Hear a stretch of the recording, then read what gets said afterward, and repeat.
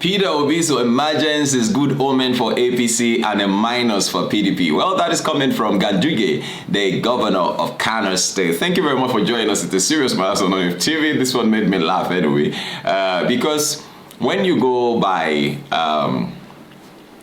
the way things used to be, especially in politics, it has a way of disappointing you eventually, because politics could turn indifferent in any direction. It's just like football. You understand? Something will just happen and it will change the game, and things will just begin to go in a particular direction that you least expected. Well, this is Serious Matters on ONIF TV. Please do drop a comment, make them simple and civil. Thank you very much for always watching us. Please do share our videos with others, like our videos. We'll always appreciate you. Well, Peter Obi, as the flag bearer of the Labour Party in the 2023 presidential election, is a good news to the All Progressive Congress, APC, according to Governor Abdullahi Ganduje of Kano State. However, based on the governor's analysis, Obi's emergence spells trouble for the People's Democratic Party.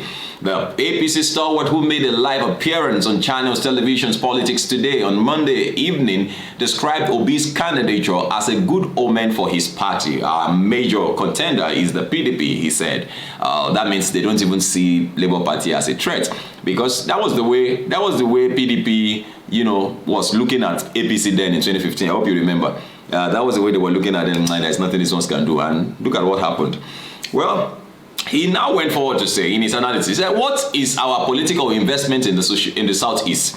The votes we got from Nasarawa local governments in Kano metropolitan area was much higher than the total votes APC got in the entire 5 states of the Southeast. Well, I smiled when I saw that, because that is the part of the country, those are parts of the country where we saw all forms of underage registration. In recent times, registered underage and all of that. You don't do things. I don't see. It's just like somebody who succeeds in a very, very messy way. You are in a very illegal way. If you do illegal stuffs and you seem to be successful, you are not. You might look it, but you are not successful. The people who are really successful are people who do legitimate stuffs. And they rise by doing legitimate stuff. You don't rise by doing legitimate stuff and you come up. Now, how many governors, with all the money, how many presidents, with all the money that they steal, how many public office holders, with all the money that they steal and keep in their house, they keep inside Sokaway, they keep in storage and all of that. How many of them do you see on world richest list? No, how many? How many do you see? Because it's just like Peter Obi said, it's a sharing system. It's a sharing system. So you cannot be termed as being successful. So if there were underage votings, or if there were underage registers, then how would you now come out and say that you had more votes in Nasarawa than in all the total Southeast? Well, let's see what happened to even the people you think are your own people, except they are satisfied with the way they are being dealt with. Because even in the north, they are worse hits. They have worse hits by banditry, by herdsmen, by Boko Haram and all of that, by ISWAP and all of that. So why wouldn't they want a change in government? We all love our lives. Huh? Now, he said you can see that if there is any problem politically in the Southeast, it is the PDP that will suffer the brush. So the emergence of Obi from the southeastern part of the country, I think it is the vote for PDP that he will snatch away, and is already snatching away. Well, it's okay that you at least know that. It's only that you don't know that he's already snatching your own votes, because you feel your Agbada covers everybody on that side.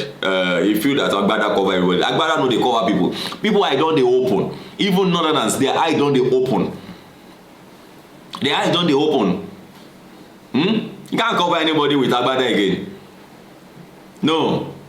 For APC, he said, I think it is very good omen. Instead of having a very close competitor, now the attention of the competitor has been diverted. Ganduje pointed to the internal crisis in the PDP as further cause for the party to be worried about its chances in the forthcoming election. Apart from the problem they are having within the political party, especially the G5, there is also the factor of Obi So any political analyst would know that the emergence of the Labour Party is a minus to the PDP, and by extrapolation, it is a plus to our great party, the APC. Ganduje said, since the emergence of the PDP presidential candidate Atiku Abubakar in May, 5 PDP governors, also known as the G5 in Integrity Group, have called for the removal of the party's national chairman, Iyorchia Ayu, citing regional balance in the party structure. Well, the governor includes Nyesom Wike of Rivers State, Seyi Makinde of Oyo State, Samuel Ortom of Benue State, Kwesi Ekwezu of Abia State, and Efeanyi